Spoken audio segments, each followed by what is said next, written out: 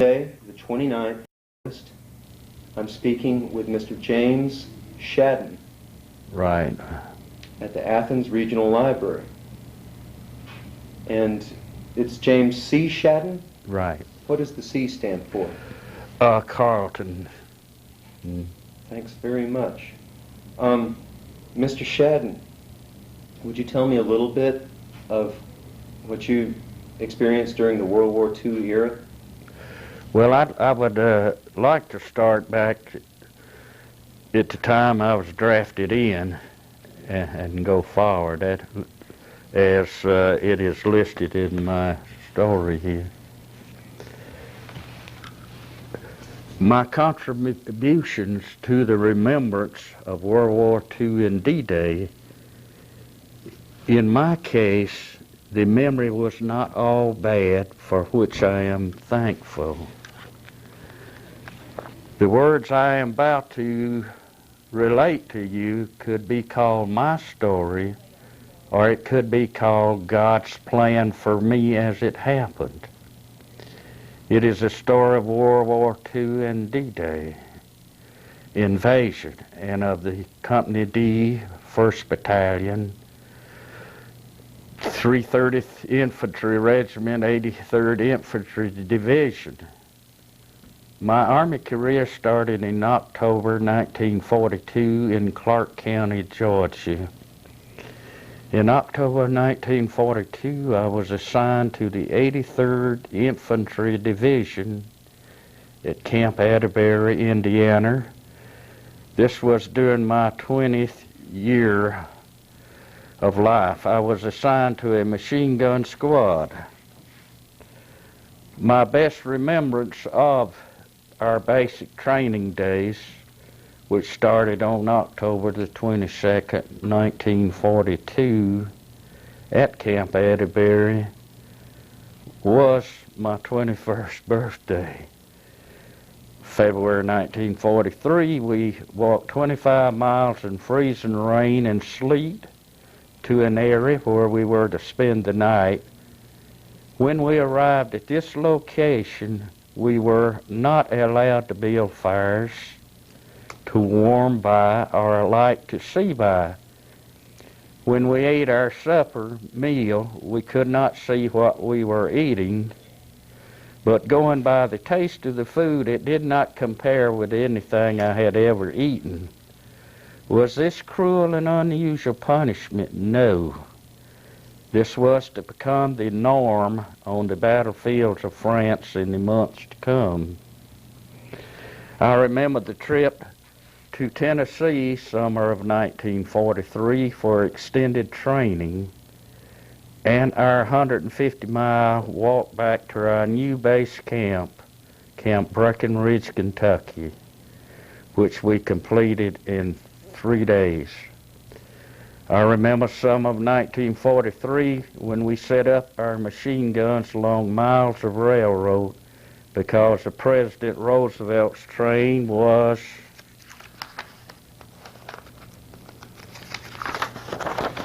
coming through. This was the first time we were ordered to challenge and kill people if we had to do so. I remember the day that death first came to the men of the 83rd Infantry Division. It was not between the hedgerows of France. It was a long way from it. We were taking part in a field training exercise on the beautiful fields of Kentucky, in which we were to follow a rolling barrage of artillery. While the idea was for one line of men to advance forward while the artillery was firing their shells ahead of us.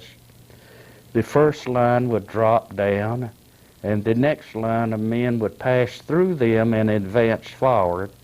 We either moved too fast, or the artillery failed to advance their firing as they should. The shells exploded among us, and the ambulance spent the rest of the day hauling off our dead and wounded. My wife, who was staying in a town nearby, said later that no word of this tragedy was ever printed in the newspaper. I remember the night before we left Camp Breckenridge to ship out overseas. Every man of the 83rd was allowed to invite their wife or girlfriend to spend the night with them. There were so many, they were laying blanket to blanket out on the training fields of the camp. The next day, in March 1944, we boarded a train to Camp Shanks, New York, which was our port of embarkation to Europe. We had received 18 months of intense and rugged training and was considered to be combat ready. The day came for us to be shipped out overseas. We boarded a British luxury liner that was being used as a troop carrier, the Queen Elizabeth, sister ship of the Queen Mary. The date was April the 6th, 1944, New York. 14 days later, on April 20th, 1944, we arrived at Liverpool, England.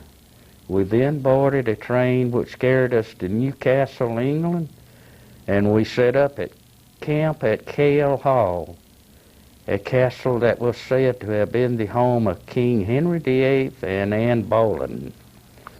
We were free to take liberty for a few days and sightsee as long as we answered roll call each morning.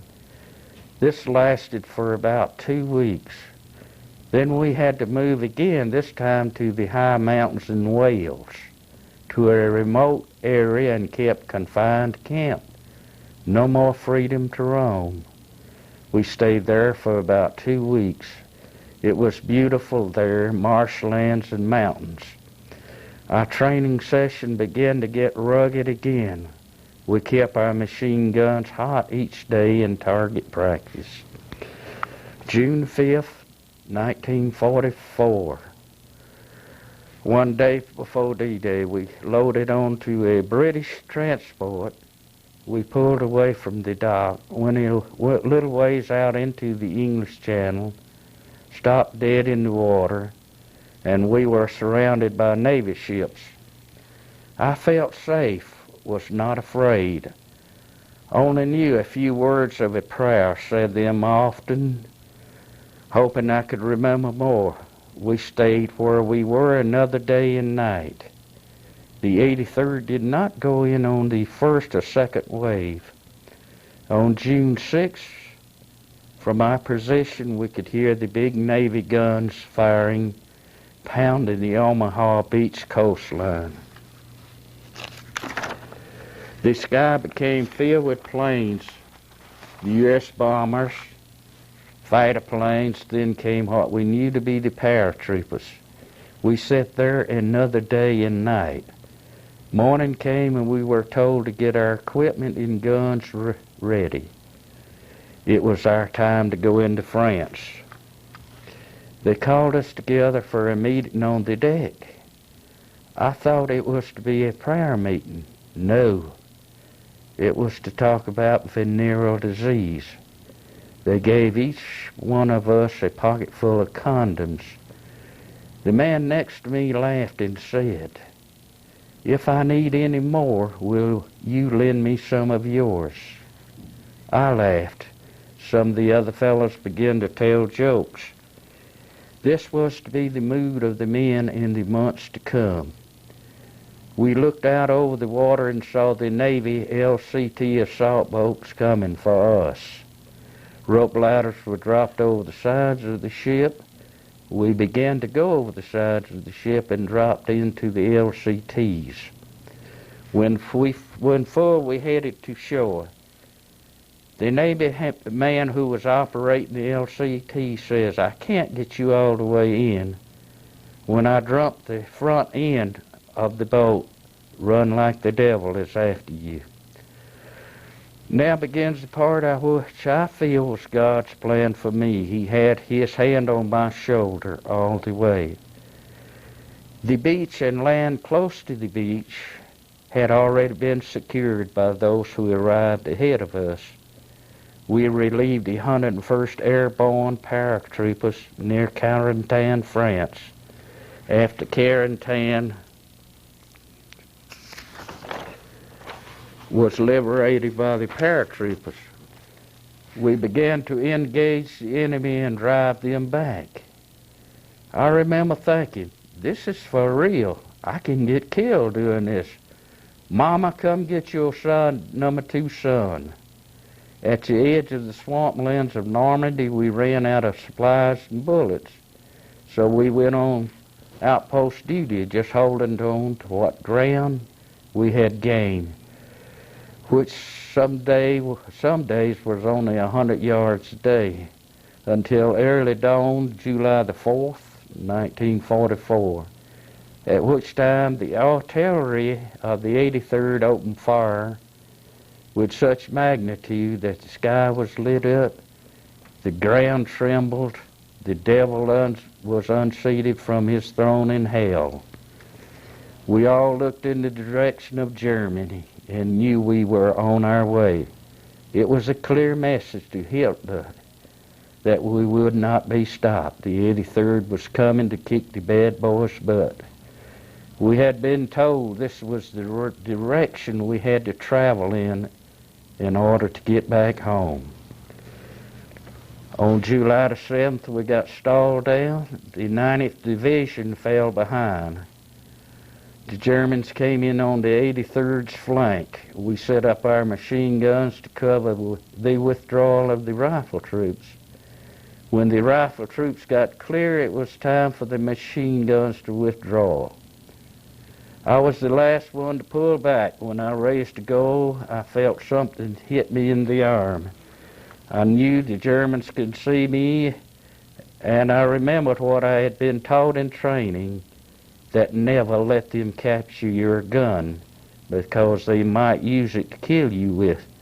So the first thing I did was to throw the machine gun into a stagnant pool of water that was nearby. I crawled some, I rolled some, and I ran until I got back to where the company was regrouping at.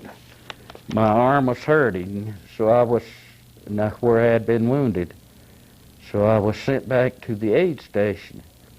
The doctor there did not take a good look or x-ray the arm.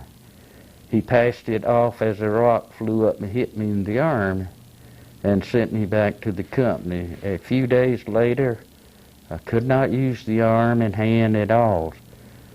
So I was sent back to a field hospital near the beach. They loaded all the wounded onto a hospital ship that was sitting on the sandy beach, at least 100 yards from the water. I wondered how it got there, how they were going to get it to the water. The ship was so huge. I went to sleep that night thinking about it. Next morning when I woke up, I felt movement of the ship. I looked out and saw that we were surrounded by water and on our way back to England. I asked the nurse how this was possible. She replied, the tide came in and picked us up. I felt stupid. When we landed, I was taken to the U.S. Army 40th General Hospital, where I was operated on and remained there and in a rehab center for about 3 months. I was reclassified and given the option to become a truck driver in England, hauling troops, supplies across England. I remained there until December 1945. We were shipped home and discharged at Camp Gordon, Augusta, Christmas Day, 1945. That's quite a bit. So, was it actually June 6th that you hit the beach at Normandy? Or June 9th. June D+3? Yeah. Isn't that what that would be? 7, 8. We were scheduled to go in on D-Day, but while in Wales, we encountered a flood like this you encountered in South Georgia, and it washed away a lot of our equipment and stuff. So we wasn't ready. We didn't have the equipment and all to go in on June 6th, so they delayed us until June 9th. We went in on June 9th and so forth. How far into it was that injury you described when you were sent to the medic to the hospital? I mean, what day was that? Was that the same day, D+9, or D+June? July 6th. That was July 6th. Yeah, 1 month after D-Day. I've got all my Army records here. It tells what campaigns and all you fought in. And I was sent back on July 6th and operated on July 12th. And then sent to a rehab center, and where they tried to recondition us to go back into training. And I didn't have any strength in this arm here where I was wounded at. And they finally decided to reclassify me. They gave me an option to be a cook or a truck driver. I didn't want to be confined to no kitchen, so I decided to be a truck driver, which was very enjoyable to me. We were stationed there in England. What we did was haul troops from Liverpool, where we pick them up where the ships came in from America to Liverpool. They didn't come all the way around to Southampton. And we would truck the supplies and the troops to Southampton and load them on another boat to go across the English Channel. But we had plenty of time off there. We were stationed mostly in London and all, which is a very, very nice city, you know. At that time, it was the biggest city in the world, counted as the biggest city in the world, which I had the privilege of meeting the 17-year-old Elizabeth at that time, which, of course, people know her as a Queen Elizabeth now. She used to ride a horse through Hyde Park and there every day, and she didn't have no security like our presidents have now. She just went riding by herself, and she'd stop and talk to us. We sitting around in the park and so forth. And she also was a member of the British Women's Army. She drove a truck too, and we'd meet her occasionally at the camps we went to, delivering supplies to. So it was a fairly enjoyable experience after I was reclassified. So forth. So you probably spent the winter of 1945 in the vicinity of London? Yeah. Mm-hmm. St. James Hotel, right on the edge of St. James Park, is two parks together, St. James Park, Green Park. You were facing it, the park here, like here, and over here was Buckingham Palace.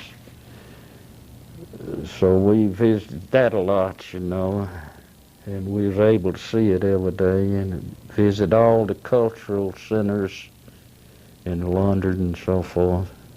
Did you get to meet some English women? Quite a few. So my stay in England was enjoyable.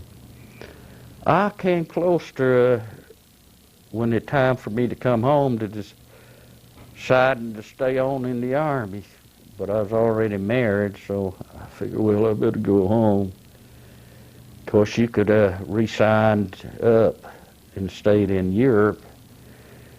And if you had as much as a corporal rating, you could bring your wife over, so forth. But I decided, well, come on back home and get out of it. When did you marry? What was your wife's maiden name? Grace Polson. I married in May of 1942. And, well, then I was drafted in October. But that wasn't the reason I was married, because I'd had no idea of ever being drafted in. I mean, you just didn't think about those things. So I married, and then in October I was drafted into the Army. But my best remembrance of that period of time is when the Japanese bombed Pearl Harbor. Where I was when I found out, I came uptown. That's before I married. I came uptown and was on my way to the Square Deal eating place, which was located next to the Clarke County Courthouse, to get a beer. Back then, before the war, World War II, you could go into a place and buy beer on Sunday. We didn't have no laws against buying beer on Sunday. So on my way down, I met a friend that says, you know, Japanese bombed Pearl Harbor. I said, yeah. We walked on down to the Square Deal, and there's a lot of other young fellas there. We all met there on Sunday, you know, afternoons, and we started talking about our future, you know, and how it might affect us, and so forth. And I just still didn't have no idea that I would be drafted in at that time, because you didn't have any idea at all how long it would last, you know. But you know, the American Army at that time wasn't very well prepared for a war. They were a lot less prepared than they are now. But they got prepared in a hurry. In fact, after the war, at the close of the war, Germany's Hitler paid us one of our greatest compliments we received.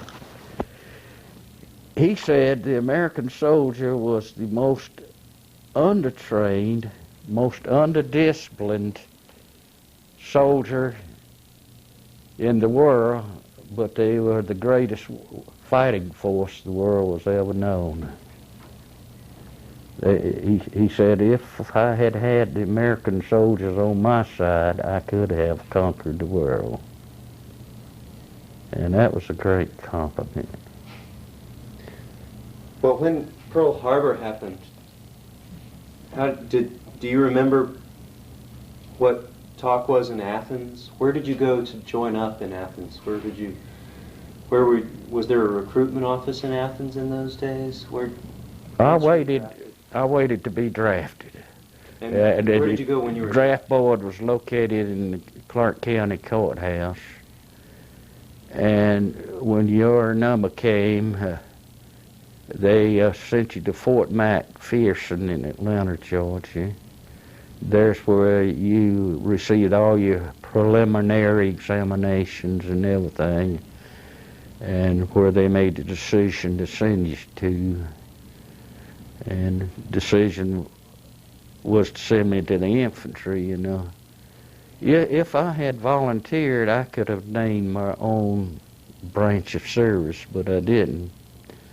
My two brothers, they did volunteer at the same time I was drafted in, and both of them went into the Air Force, which I could have too if I'd volunteered, but I still kept thinking, well, maybe they'll pass over me. But they didn't. I was drafted and drew the infantry instead of any other branch of service. Tell me again about basic training, where you were sent for that. And was that hard? Ooh, it's so bitter cold in Camp Atterbury, Indiana. It was during the winter time, you know. And Indiana is such a flat land, you know. It's nothing to stop the wind. I mean, it's about the flattest land I've ever encountered. Camp Atterbury is located close to Columbus, Indiana, and a few miles out of Indianapolis. and it was bitter cold there. And in a way, I think that helped to progress training, because you wasn't going to stand still. You was going to keep moving and everything. And it was pretty rough. Had you lived in Athens your whole life until then? Yeah, I was born here in Clarke County. I'm 1922. I'm 72-year-old now. Did you have brothers and sisters? 2 brothers and 2 sisters, so forth. Did any of them serve during the war, or what were they doing during those years? The 2 brothers served in the Air Force. One brother stayed there 25 years. In fact, that one brother flew in the combat bombers during World War II over Japan. He was in the Pacific. And he also, one of his pilots, he was a flight engineer himself, my brother was. One of his pilots was Jimmy Dean, the feller that makes the sausage, you know. He flew on the aircraft with Jimmy Dean and so forth. And then after the war, when the Russians closed off Berlin, my brother flew in the Berlin airlift that carried supplies into the Germans into Berlin in the American sector, you know. He flew in that. And he was in every country in the world. He flew into every country in the world except Russia. He never did go into Russia. They never did fly into Russia. Of course, Russia shut them down to where they couldn't fly in there, you know, after World War II was over with. And he married over there after the war. He stayed on over there. In Europe? Yeah, he did. Well, he was mostly in Korea before you had the Korean conflict, and in Japan and so forth. And he married over there and had 6 children before he came back. Did you and your wife have children? Yeah, we have 2 daughters. 2 daughters and 4 grandchildren and so forth. Would you tell me how you met your wife? Did you grow up together?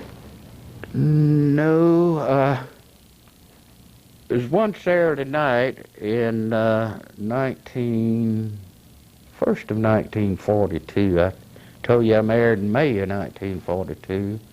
I was dating another girl, and at that time, and she wanted to go to a country dance. Back at that time, country dance was held in people's old farmhouses where they had big, long hallways. And so I carried her to her country dance. And I walked into the door, and they were already dancing a set there in the hallway. But I could see the whole room from where the door I went in. And there was this girl with the long blonde hair, short girl, 5 foot tall, and dancing with a guy about 6 foot, about your height, you know. And somehow or another, I couldn't get my attention away from her to anything else. I just kept standing there staring at the girl. And the girl I was with, they called me Jim for short. I said, "Jim, you're not sick, are you?" I said, "No." I said, "Why do you think?" She says, "You're not saying anything." She said, "You've been standing there staring and hadn't said anything." And I asked her, I said, "Do you know who that girl is over there?" And I pointed her out. She says, "I know her first name is Grace." that's all I want to know. She said, do you want me to find out what her last name is? And I says, no, I'll find out for myself. And we stood there a few more minutes until they completed dancing the set, and I asked the girl I was with, I says, do you know anybody out here? Could you get yourself another date tonight to carry you back home? She says, whatever you got on your mind? I says, I'm going to try to meet that girl over there. She says, yeah, I know a few people here. I know a couple of fellers that's not with anybody here. I says, good. And I walked over to this girl, Grace, and I says, your brother would like to see you outside. He's outside, and he'd like for you to come out and speak to him. And she excused herself from the boy she was with and walked out. And she looked at me, she says, what are you trying to pull? She says, I don't have a brother. And I says, does that guy in there know you don't have a brother? She says, no, I'm just visiting some relatives here. I'm from Porterdale, Georgia. And I says, well, how about going back in there and telling him that you've been called home, that your brother's come to pick you up? And she never did say whether she would or not. She stood there for a moment, and then she walked back in, and I stood there for what seemed like a good while, and I was about ready to give up on her. Here she come walking back with a coat on. She said, come walking back, she says, where do we go from here? And then, well, this is 52 years later. I still got the same one. But we went from there. We was married about 7 weeks later. So. Did you dance in those days? Would you have been dancing at that dance?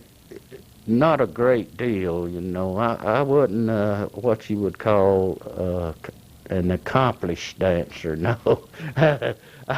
I got out there on the floor a little bit. The reason I ask is I put on dances like that still. I play a little bit of a banjo and would have loved to have seen dances in a farmhouse in those days. Mm-hmm. Do you recall the musicians who might have been playing at those house dances?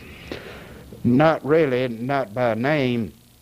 What they did, it'd be some feller in the neighborhood that could play a guitar, some fella that could play a banjo, and some fella that could play a piano there. And they all come and played, didn't charge anything. They all come and played, made the music, which was very enjoyable back then. Did you know a fiddler in those days? Not by name. I can't recall one by name. But was someone playing the fiddle most likely? Mm-hmm. And did someone call the dance in the house? Yeah. It was mostly square dancing. Mm-hmm. Not anything fancy like today. Did you and your wife write letters while you were in the service? Were they censored? Yes, they were censored. You was not allowed to tell where you were at, what you were doing, or what type of outfit you were in. Your address could only be an APO number through New York and so forth. And due to the fact I couldn't give her a day-to-day description of what I was doing, I went to a library there in London and I checked out a book of poetry. And all the letters I wrote was mostly poetry and so forth. A few of the lines I put in there expressing my own feelings, but it was mostly poetry. And she saved those letters until about 3 or 4 years ago here, when she was cleaning the house. We was getting ready to move because we sold a house we'd had for about 35 years and was going to move out in the country. She'd always wanted to move back to the country. And she burnt the letters. She asked me, she said, "Can I get rid of these now?" I said, "Well, yes, you might as well go ahead." But since then, I found out people are putting together books of those things. And they're pretty interesting to read. But my daughters, by that time, had read all the letters and so forth, so they were familiar with them, so I told her to go ahead and get rid of them and so forth. Do you recall some of the poems you might have included? Were they love poems? Did you have favorite writers? Well, I didn't pay too much attention to who wrote them. I just go through them and pick the sentences that I wanted to use in the letter and so forth. I would break it up between one poem and another, maybe using 3 or 4 different poems. That way it looked more original, like if I had thought it up. Till today, she don't know that. She don't know most of them letters came out of poems. Oh, that's great. Yes, she would kick me, I figured today, if she found out, you know. Can you describe a little bit of what it felt like to be sent to the British Isle to prepare for the invasion? Where were you stationed before the invasion? Well, from Liverpool, we went directly to Newcastle, England. And right outside of Newcastle, England, where Kell Hall was, K-E-E-L, Kell Hall was. Like I say, they said it was the original home of King Henry VIII and Anne Boleyn, but I wasn't sure whether that was or not. I didn't bother to look the history books up to see if it was or not.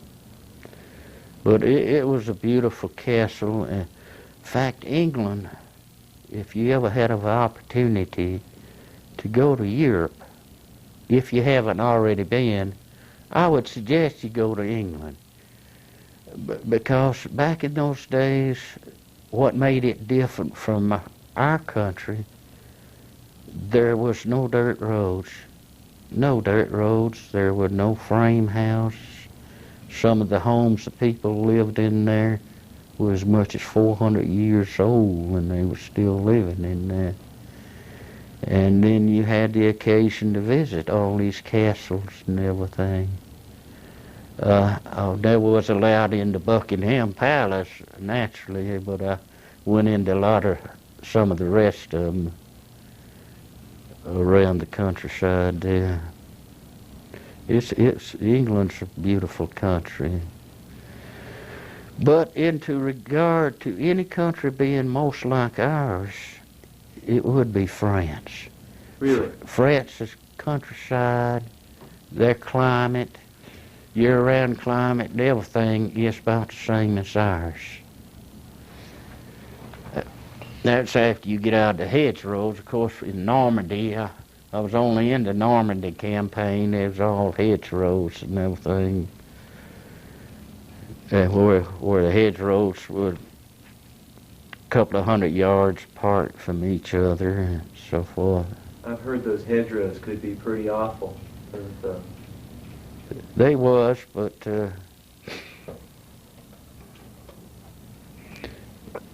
it wasn't too rough on us.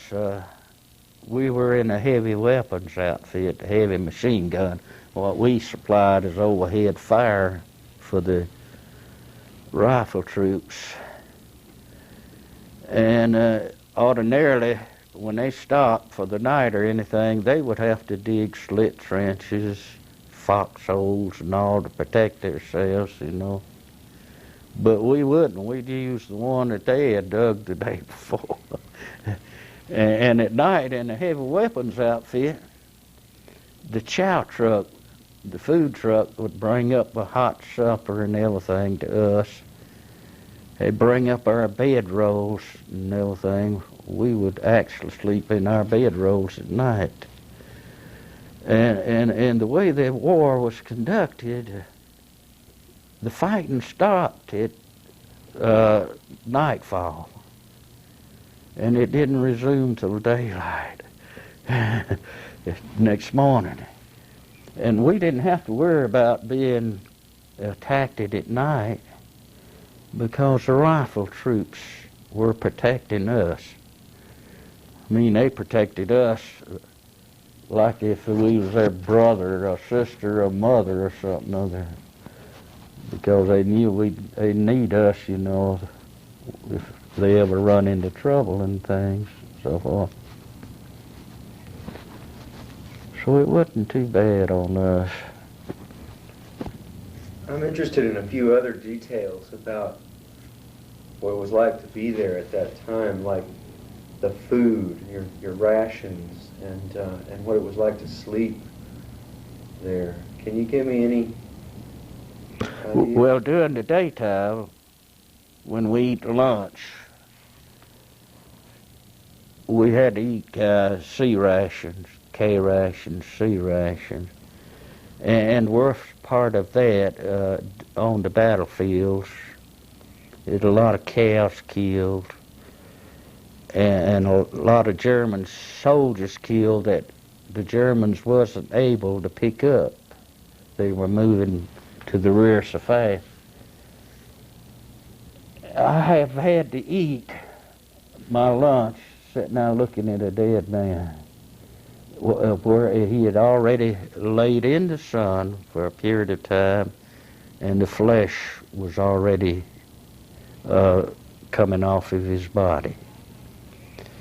And I found out by seeing all this how that your flesh leaves your body. I know all this is gross, but the way it does, have you ever seen a mud puddle where it collected water and then after the water dried up, the mud puddle was in squares like that, like tic-tac-toe squares? That's the way the flesh leaves your body. It'll break up into squares, and then it'll start coming off. But if you was hungry, you didn't care. Mm-hmm. And you couldn't get up and walk around anywhere because you'd get shots for sure, you know. So you laid there and endured it while you eat and everything. So we got used to it. It wasn't too bad and so forth. Worst part of it, you couldn't take a bath or anything. At the time I got hurt, which was about a month after we went in. God, by the time I got back to that aid station, it was so dirty, you couldn't tell where I was a white person, a black person, or what. You just didn't have the opportunity to bathe and everything. I was just reading this book by Stephen Ambrose about D-Day and the invasion of Normandy, published this June, and mentioned how they were issuing to most of the soldiers these uniforms, and they had been treated with something to repel gas, but it wouldn't let the uniforms breathe naturally like fabric would, so that you're sweaty at night and sweaty in the daytime, and it just keeps in there. It won't let it out. Does that ring a bell?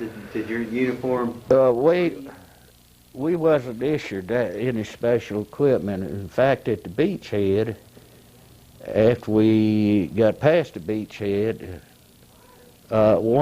part of our basic equipment that we had to carry around was a gas mask, and they told us to discard them. And we, the full field pack, which included our blankets and everything, and tent half. Each person carried a half of a tent with him in his full field pack.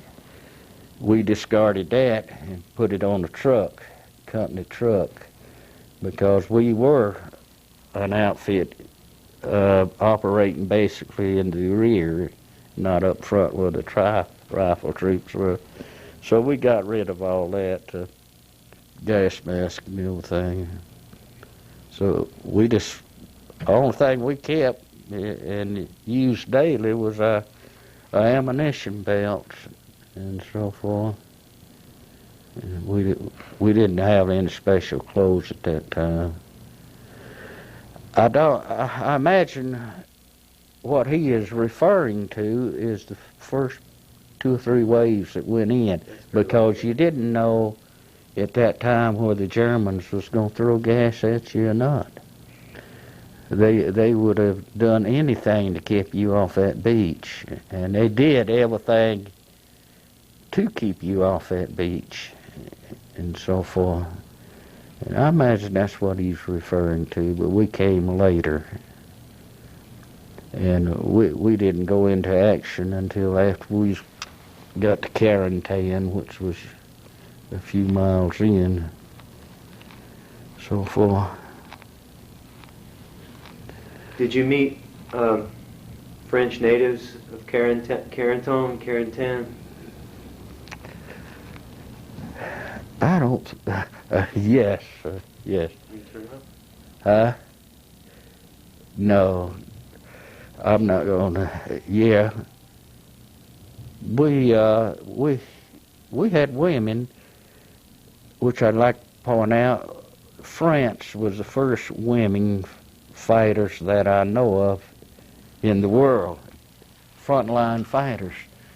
And what we had going along with us, after we secured enough land for them to come in, General de Gaulle's Free French Forces, that's what they were called.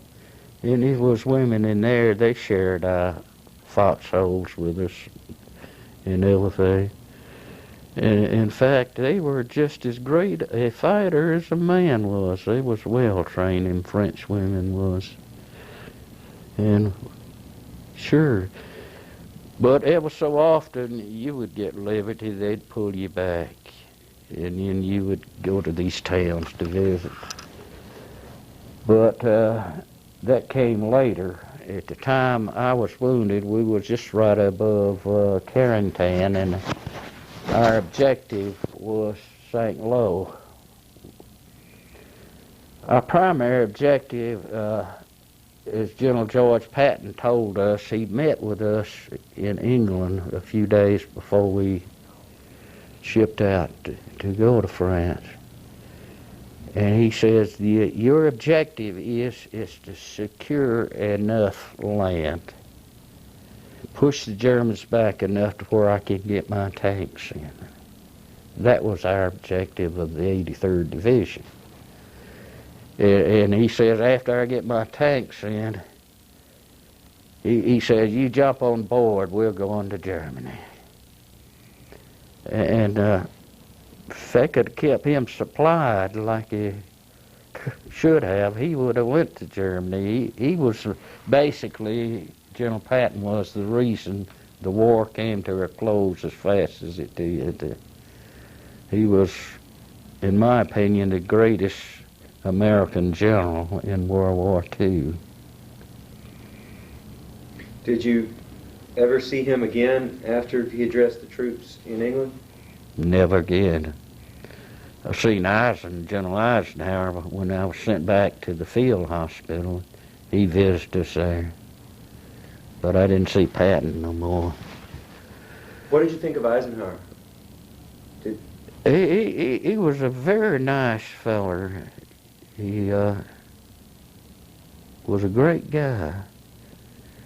But I give most of the credit of winning World War II to General Patton. Because that guy was right there on the field with his men and everything, and he pushed and he pushed. And I know he earned the name of Blood and Guts, you know. Didn't matter how many men got killed to accomplish his mission, but he accomplished it. And I have often thought if it hadn't been for him and his method of fighting, we'd have been there a lot longer than we was.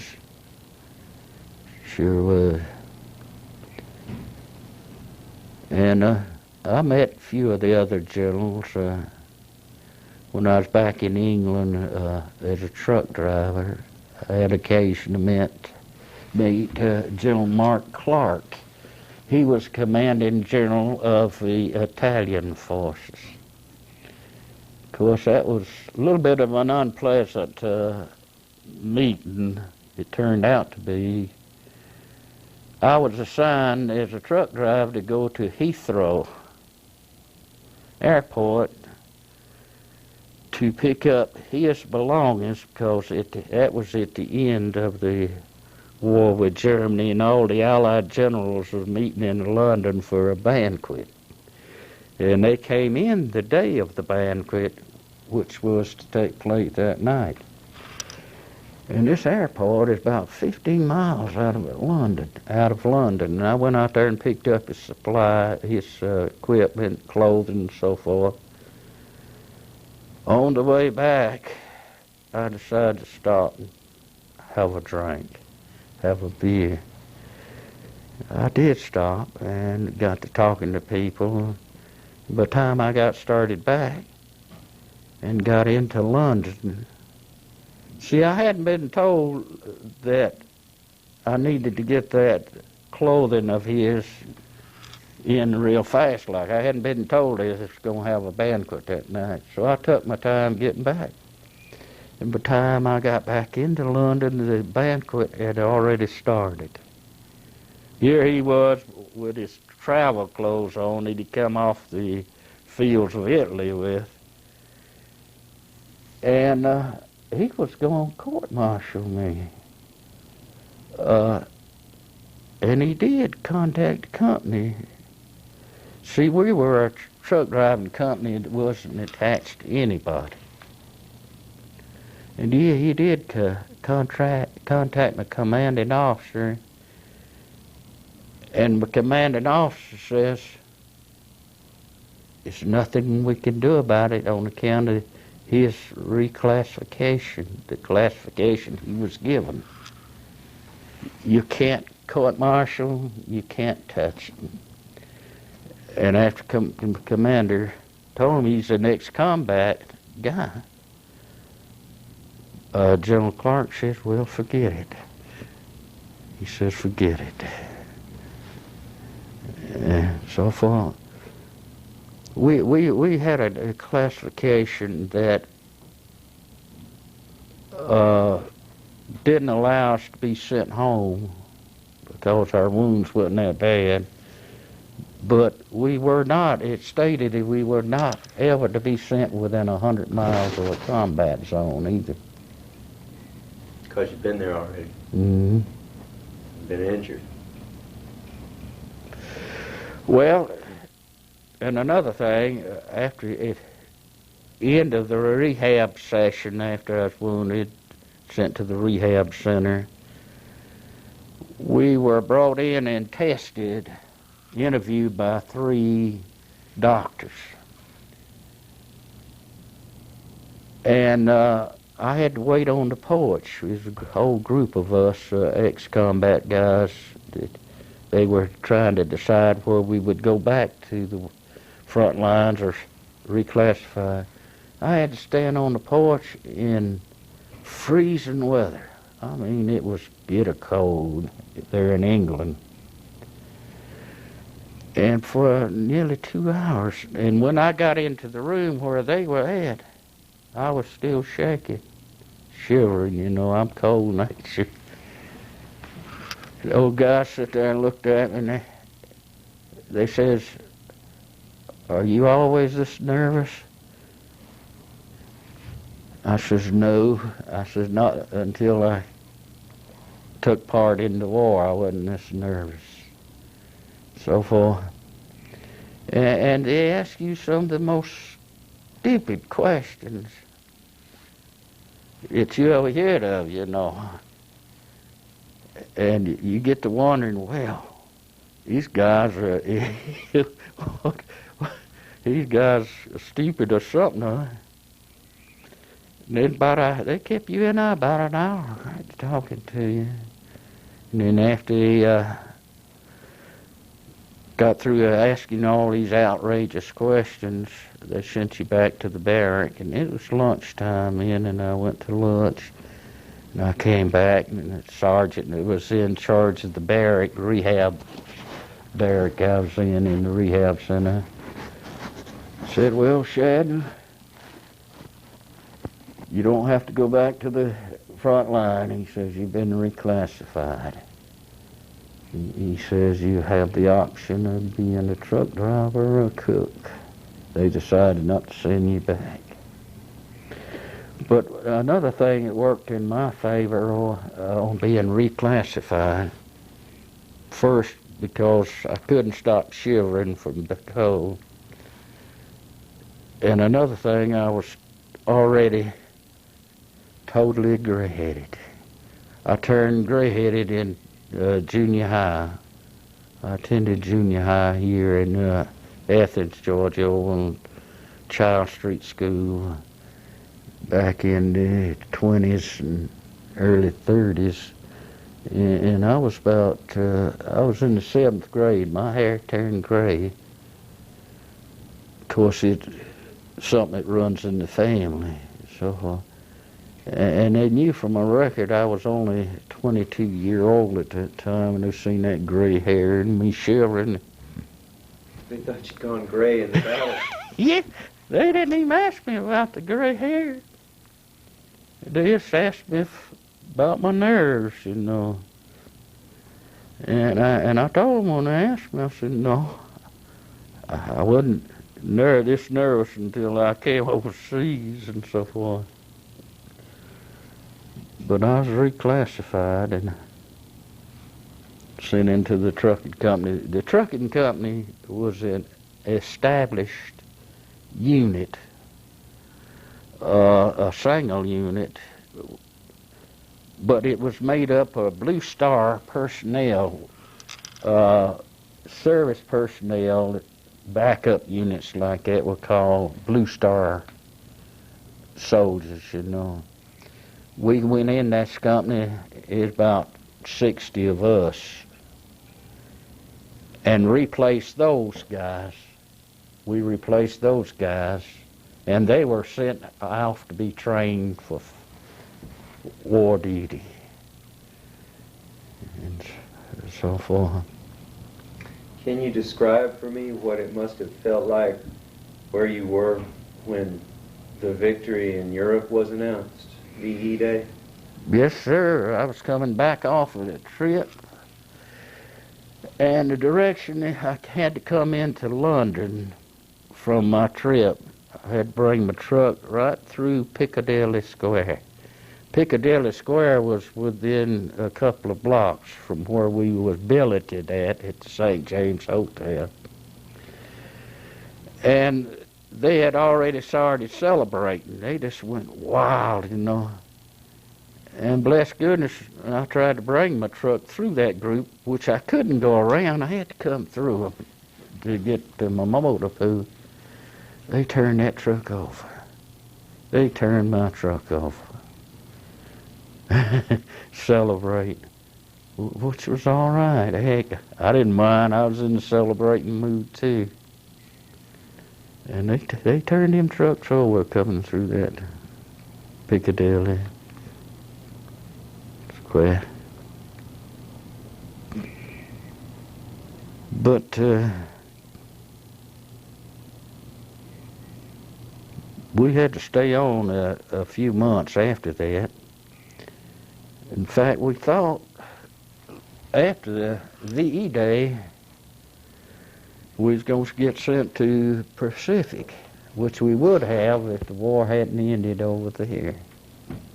It ended over there, so the way they sent you home is according to the months you'd been over the seas, according to your combat experience, and how long you been in service.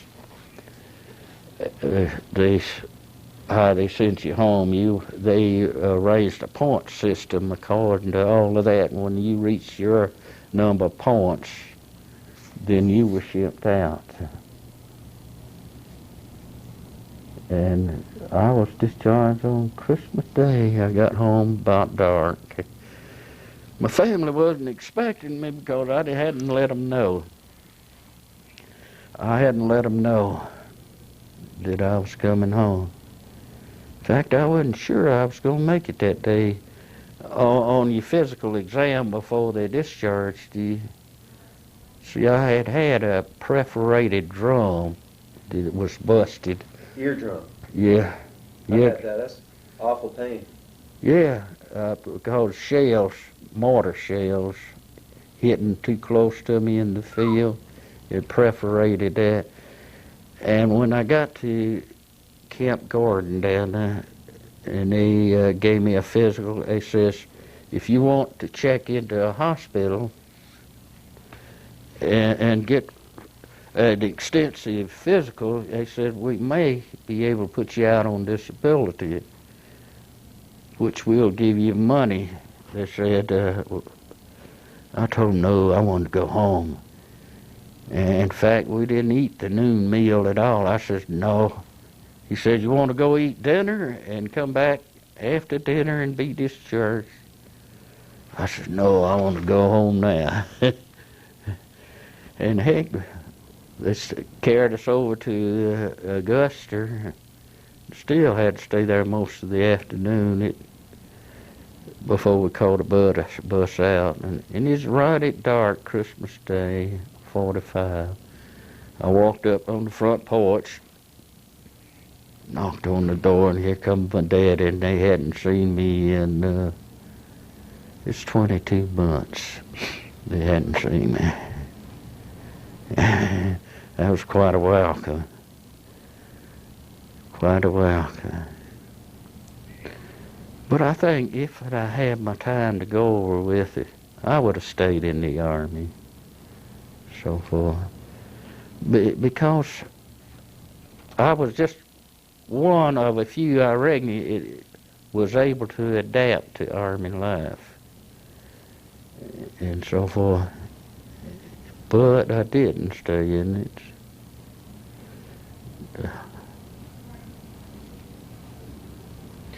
Where was your dad's house? Was your wife there living with them? Yeah, at that time. She had an idea that I was on my way home because I didn't write to say I'm fixing to board the ship now and come home. You still was restricted on what you could say. And I wanted to surprise her too. And we was on that Lake Champlain, an aircraft carrier. It was a new aircraft carrier that United States had just built and was going to put into service in Pacific against the Japanese. And then they used it as a troop carrier. And that's what we came home on. And she didn't know what day I was going to arrive either. We come right on into Camp Kilmer, and from Camp Kilmer to Augusta. And from Augusta we was discharged. And so forth. Can you give me a little bit of what you've been up to in the 50 years since then? What kind of work did you fall into after that? Was it hard finding work? I had a story on that. See, I'm great, pretty good at sitting down writing stuff. I never have been a big talker. Okay, after I came back, I accepted employment in Athens Manufacturing Company. It is used now by the university at the bottom of Broad Street there, where if you were going to university, I think you go down there to sign up to go, and there was a Chicopee building. yeah. And I worked there for about 2 years, and I got to thinking, I can do better than this. You know, factory workers, they never get above a certain level. And I said, I can do better than this, I think, so I quit. And I went back to school.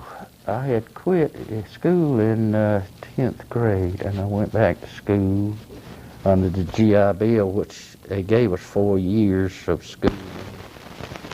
Plus, if you was married, they give you a $105 check a month. So I went back to school and finished my high school education. Then I went over to University Guidance Center, which is located at that time on Jackson Street. And they put you through a battery of tests to determine what you were best suited for in life. And I passed the test the first time I went over there to get into the university. But a day or two later, before time come for me to enter the university in classes, somebody come along offered me a job earning $25 a week. $25 a week was good money then. So I took the job, and already married. And of course I went back to the guidance center to see what I was best qualified for. And so I went into, after my schooling, a couple of years to finish high school, I went out to the airport to learn to be an aircraft mechanic. And then after a couple of years there, I went to Warner Robins. At that time, they were taking the World War II fighter planes out of what they call mothballs. They had parked all the World War II fighter planes at Robins Field Air Force Base. And I took a job there taking them out and re-overhauling them and remounting them and sending them to career. And I stayed there a couple of years. And my wife wouldn't move down there. Warner Robins in the summertime is a place where it's hot and you got all sorts of insects there, sand scooters and so forth. And my wife wouldn't move down there, and I said, well, I can't keep up two homes, a home down here and a home there. So I quit there and came on back. At that time, Champion International built a milk carton plant out here. So I went and put my application in there. And accepted a job in the plate room making the printing plates. You know, it puts designs on the milk cartons and the lettering and so forth. And I worked there for 35 years. I retired in 1985. So forth. I enjoyed working for them. There were places during the time I worked there that you could have made more money, but it didn't have the benefits. See, my two children was born after I went to work there, and due to their benefit program, it didn't cost me a dime for child's birth. And afterwards, it didn't cost me nothing for their medical treatment, my medical treatment. And after 35 years there, I've been retired 9 years, I still hadn't paid a dime for medical treatment. I don't pay no premiums, didn't pay no premiums then. And to give you an example of how good the medical benefits is, my wife, she's hooked to a machine 24 hours a day. She got oxygen machine. She got something called emphysema, if you ever heard of it. And that machine, it makes the oxygen a portable concentrator. They charge $460 a month for that. But between Medicare and my retirement benefits, I don't pay a dime for that. I've had 4 operations since I retired. I became totally blind in one eye. If this gets boring, you stop. I became totally blind in one eye. And, of course, they operate on both eyes for cataracts. When I became totally blind, they sent me to Emory Hospital, and they corrected that.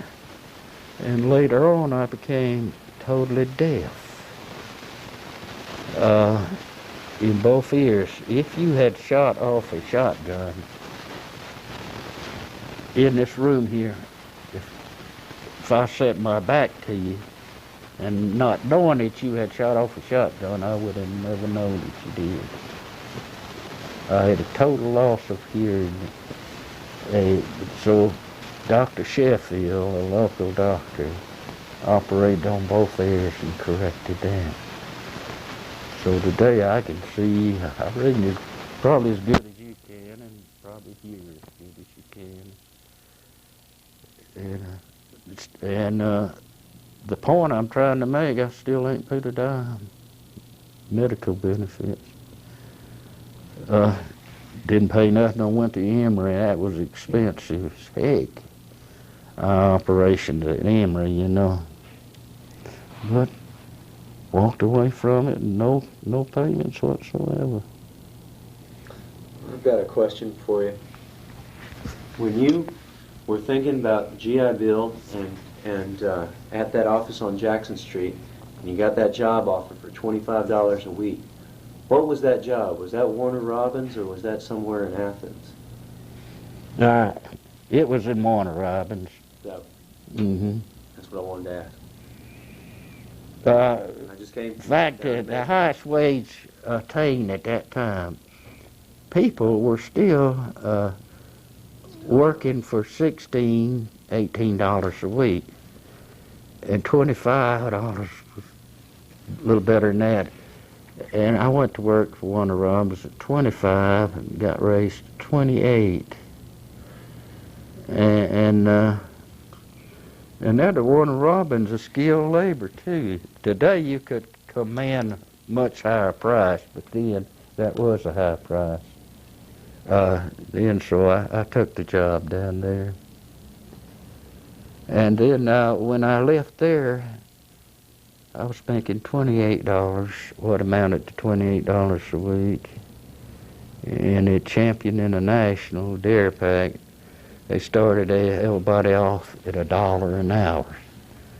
Started men off at $1 an hour and the women off at 75 cents.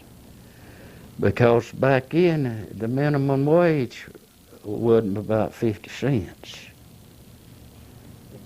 And they started us off of there.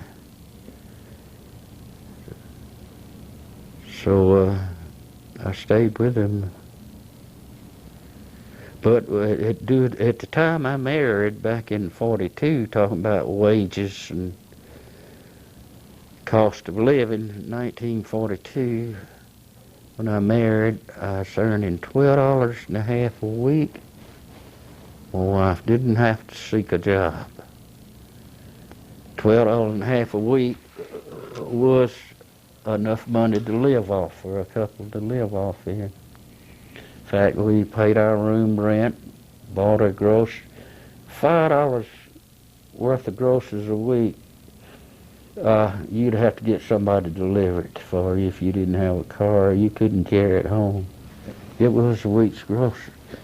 And you basically ate the same thing you're eating now. Pork chops, steak, everything that you eat now. All for $5 a week.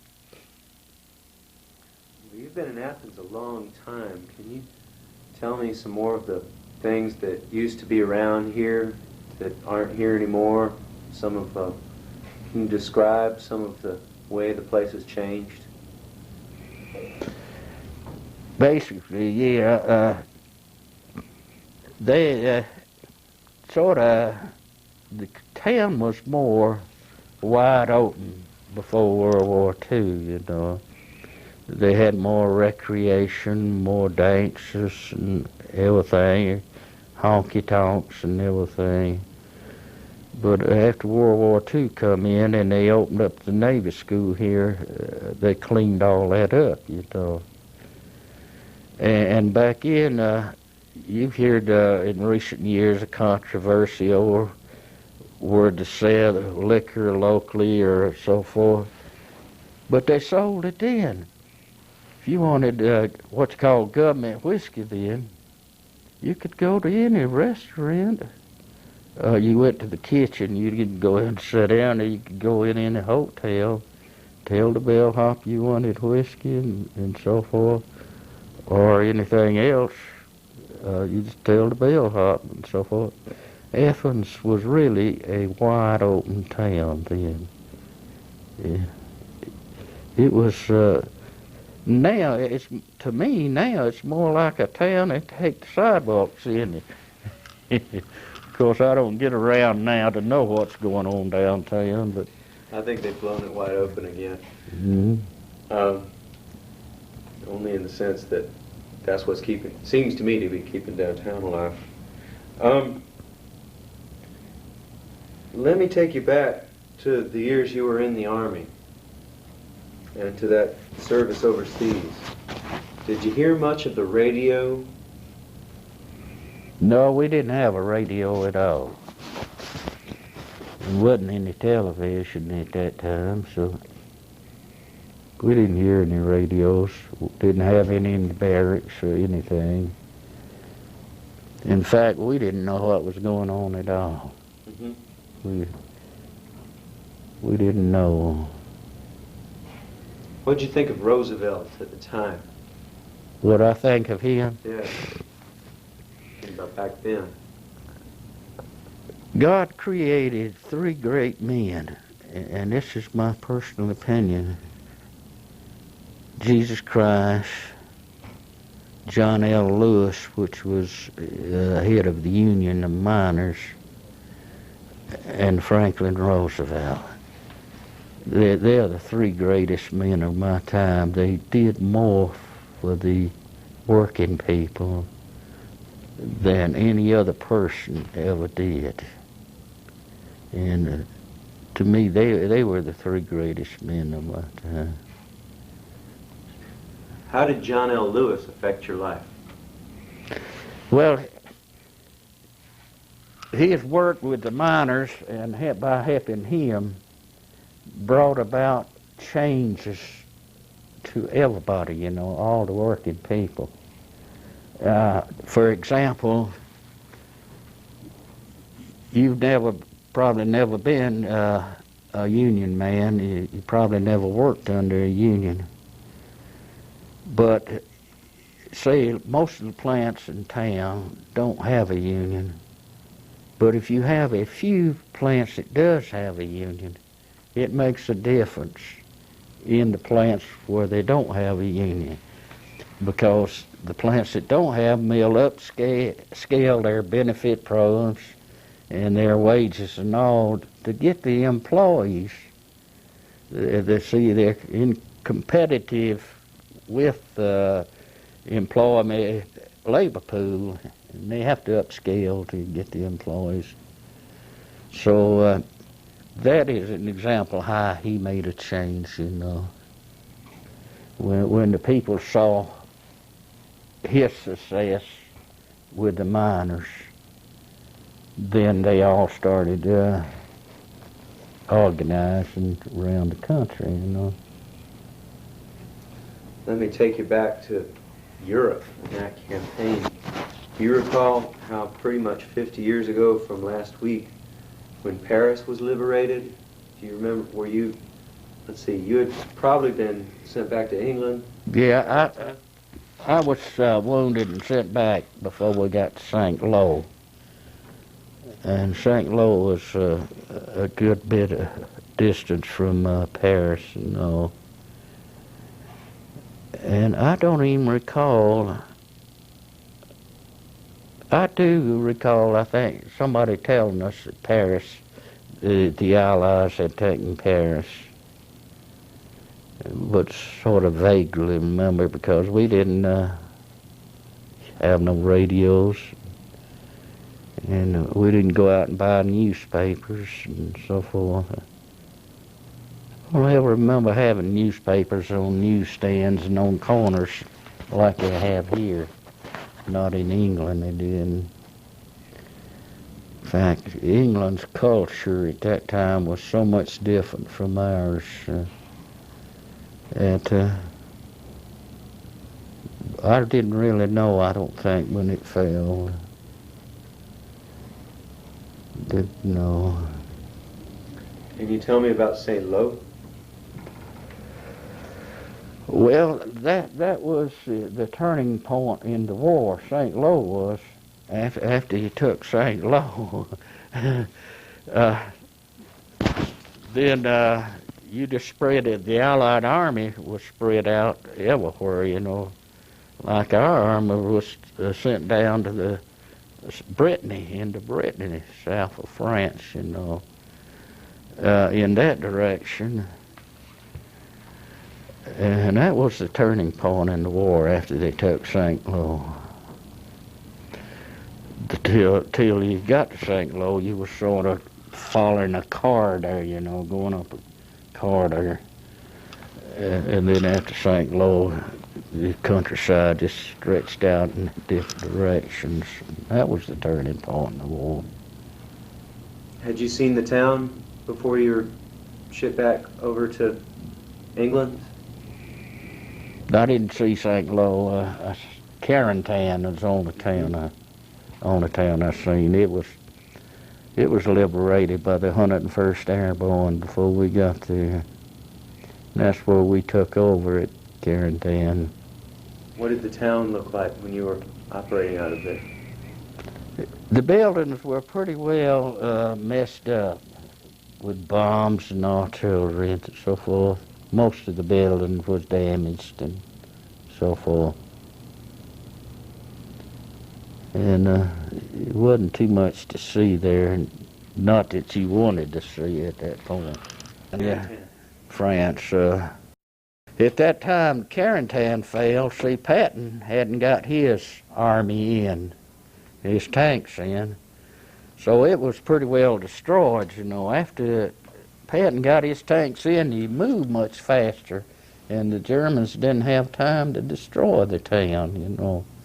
They didn't have time to hold up in the town and put up a big resistance to your fighting, you know. So good many of the towns after that was saved untouched, you know. Some of them were destroyed.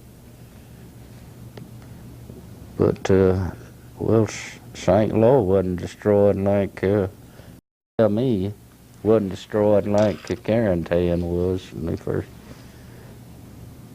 started. Really, the most information we got after I was reclassified was guys coming back, you know. Because with our trucks, we hauled all the supplies and all the troops across England and everything. And then that was the biggest source of news of the war, them guys coming back. Would tell us where they were located at and so forth. Were you in Carentan when you were diagnosed, or the first time you described they sent you back to the front line? Yeah, we were above Carentan.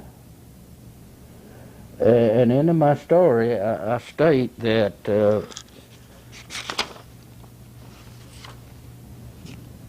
this was God's plan to me, for me. See, I was wounded on the 6th of July, sent back to the battalion aid station. And that's when the doctor said, oh, it was just a rock. It flew up and hit you, you know.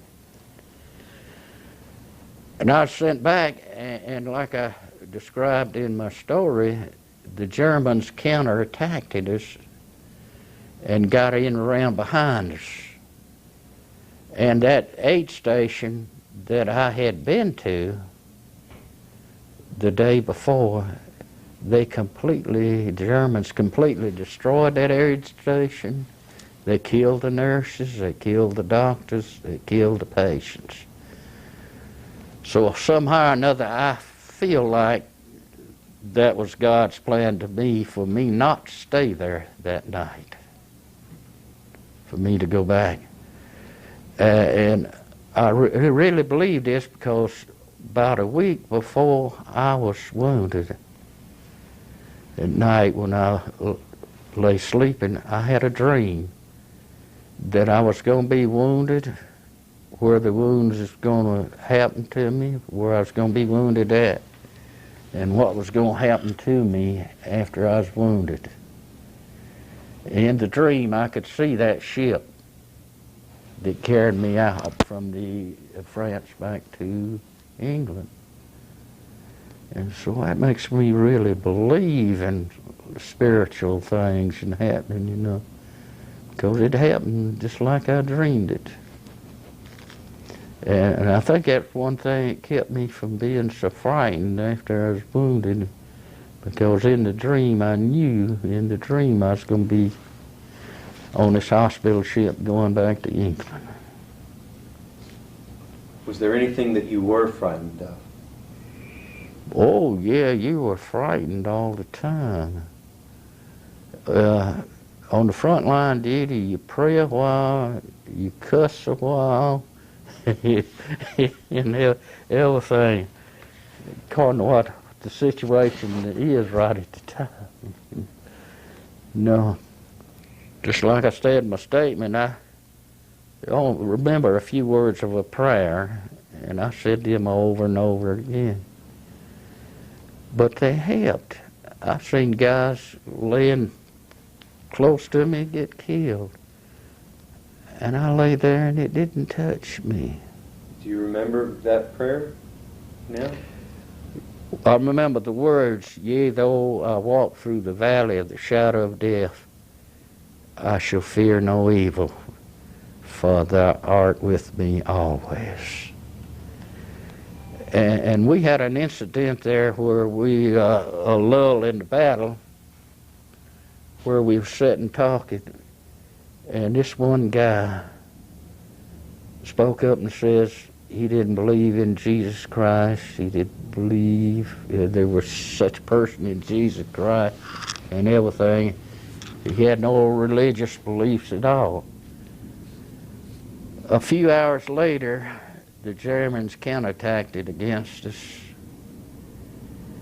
and he was wounded, caught in the middle of the field between the hedgerows, and was wounded. And this medic of ours, which was a nice Jewish feller, crawled out to get him in the middle of the field, trying to get him to the safety of the hedgerow. And a mortar shell exploded, taking both of this medic's feet off. Both of this medic's feet off. And that medic still pulled that guy along, pushing with his stumps. Pushed him to the safety of the hedgerow. And that guy, he lived. Even because the medics went out there and pulled him in. I imagine he believes in religion today. I imagine that changed his belief today. I remember saying that guy that lost his feet, I said, well, I'm sorry. I regret this happening to you. He says, don't feel sorry for me, I'm going home. He lost both feet. He said, don't feel sorry for me, Jim, I'm going home. And he did. They shipped him right on out, right on back to the States. So,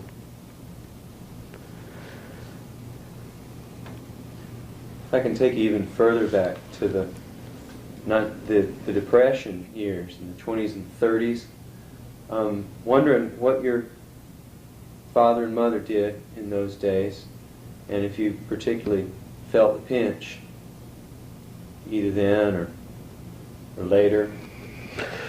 Yes, they were factory workers there, and during the years, they would maybe work a few months out of the year, but they never worked the entire year. So that made it necessary for even the kids to try to find some way to make money.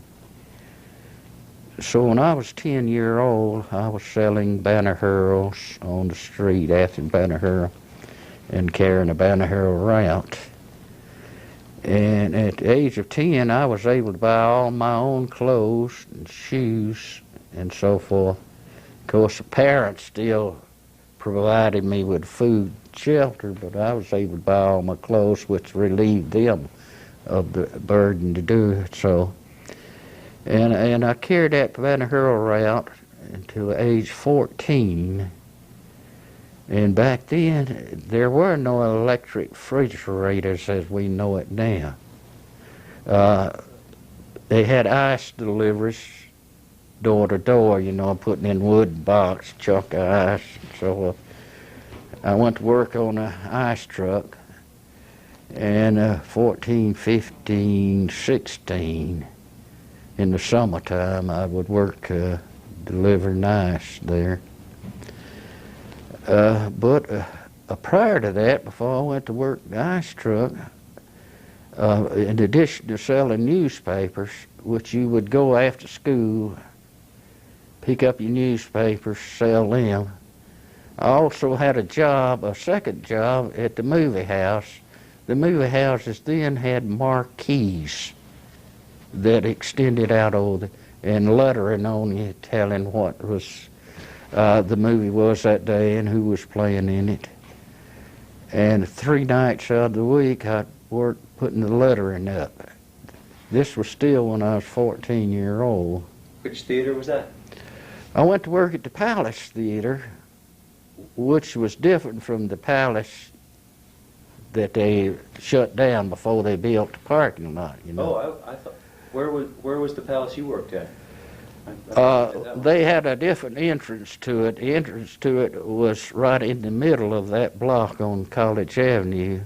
So you had your newsstand here on the corner, and then you had a little cab station here, and then this was Palace Theater opening into this there, and then 3 nights a week I'd work there, go on home and get up, go to school next morning and do the same thing all over that day.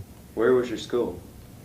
When I was working there with Child Street School, which is junior high located on Child Street, and then went to high school at the old high school building on Athens High School building on Prince Avenue,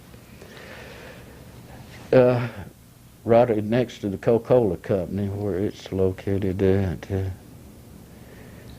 It's sitting on the area now where the what's the name of that hamburger joint? It's you know where it is. I think so. It was located there. And then 16-year-old, I went in, Roosevelt had created the CC CAP, Civilian Conservation Corps. I applied for that. I wasn't quite old enough to get in, but I told them I was older than what I was, and so they allowed me to go in. And I went to North Carolina. If you ever been to North Carolina, at the Cherokee Indian Reservation, and go up to the top of the mountain, there's a parking lot called Newfoundland Gap. We built that parking lot. And I worked on that, and I worked on Cleveland's Dome, building the parking lot there, which originally it was just a little old dirt place park a few cars at. You can park quite a few more there now. And then I transferred over to Greenville, South Carolina. At the Greenville State Park, camp was right beyond Greenville State Park, and we helped develop that state park there. And we also helped build a highway from Travelers Rest, South Carolina, if you're familiar with South Carolina, to bypass Caesar's Head, and which was a better route. We built a highway around Caesar's Head on to Hendersonville, North Carolina. We built bridges and roads and everything. And your method of building a road then, you bulldoze it outside of a mountain. And the way you built your foundation, you've been around ice plants where you see these ice crushers where they take a block of ice and crush it into fine crushed ice. Mm-hmm. That was where rock crushers was built in. And you put the rock crushers right up to the center of the road, and you'd throw these big stones into it and then crush, and you'd spread them out and pack them in on the road. That's where you built your foundation there. And I worked in a rock quarry. We had our own rock quarry where the side of the mountains was complete rock. And you would use your jackhammers, and you would do your own dynamiting and everything. Then you'd haul the rock down to the highway and crush them up on that thing. Back then, one thing I remember is you worked in the summertime in 100-degree weather or better, but you wasn't bothered by the heat then like you are now. I don't know what the difference is, but you was completely wet all day long. You work 8 hours a day. I have swung 16-pound hammers. And, one fella would hold it in the hammer in the grain of the rock, and you'd pound it, and it busted the rock up to the size that you could handle and so forth. So I really had an enjoyable time doing those years. May I ask which factory your folks were working in those days? Did that? Athens Manufacturing Company. Same one. Mm-hmm. Your middle name is Carlton. You're related to any other Carltons around here? No. My friend Ort Carlton? Mm-hmm. Just wanted to ask. And let's see, Mr. Shadden, have you ever been able to go back to Europe or to travel any other time in your life? No, I've never went back. Of course, the outfit, the 83rd Division outfit, formed in an association after the war of all the ex-combat guys, the guys that was in the unit during the war. They go back every year, but it costs quite a bit. When you're married, raising children, you're not going back. I'd like to ask you to hold your photograph that you've brought along so that I could take a still photograph of it with this camera. I'm going to zoom in on it. Could you angle it up just a little bit so it catches some of that light? Just tilt it back towards your face. Yeah, there you are. Okay. I got you. Thank you very much. You got it? That's fine. I thought I pressed that still camera. I tend to ask one question last. If you were speaking to younger people of my generation or younger than me who only knew of that era that you lived through books or videotapes like this one, Is there something you think is most important about what we've been talking about, or from your experience? Yeah, I feel like it would be a benefit to your generation to really know more about what we went through and so forth.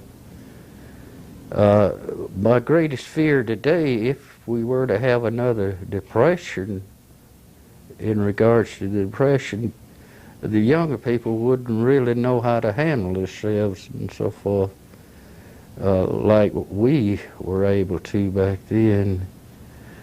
I mean, it would be really catastrophic if it happened today, on a similar circumstances to what it was back then.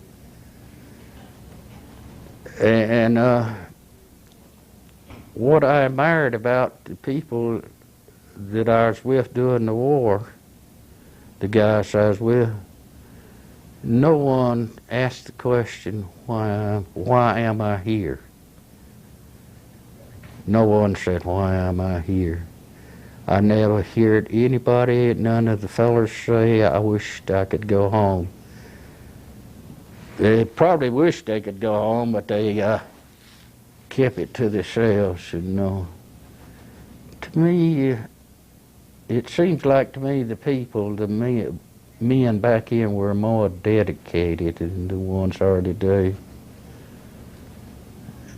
You just go by the fact that during the Korean War and the Vietnam War, so many of them run off to Canada and everything. But in a way, I can't blame them that did for that either, because it was an undeclared war. We were in a declared war, and we stood a chance of losing our country back then, because them Japanese got into Pearl Harbor, and their next step was to come on into the country. So I can't blame those guys either for their feeling about the war and so forth. And it's just like General Patton, when he spoke to us, he said, I know you had rather be going home today than to where you were going, but he says, your way home lies in that direction, and he pointed towards Germany. And we knew each day in battle, each day it passed, and we gained a little more ground, that we was one day nearer coming home. So far. And I just wonder about the patriotism of today's guys, you know. So forth. And I hope it never has another world war like that one. I may ask about that home you came back to.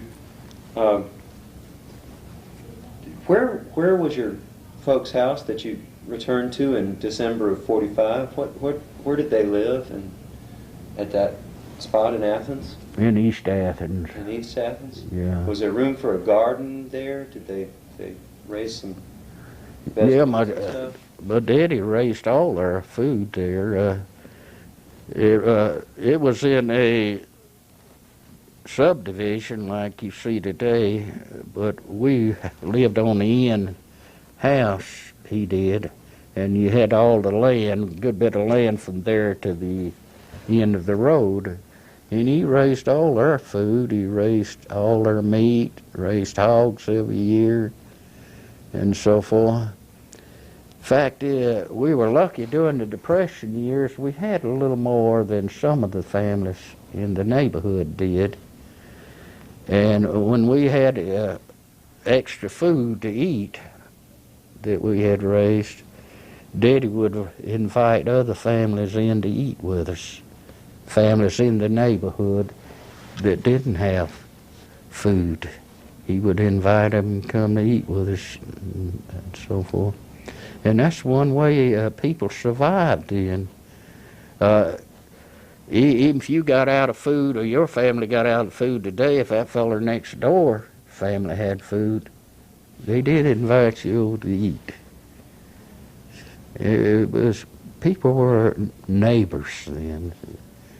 You knew who lived next door to you and everything. I think one of the reasons for that is there was no TV then, and there was no radios in every house, and people visited each other, you know.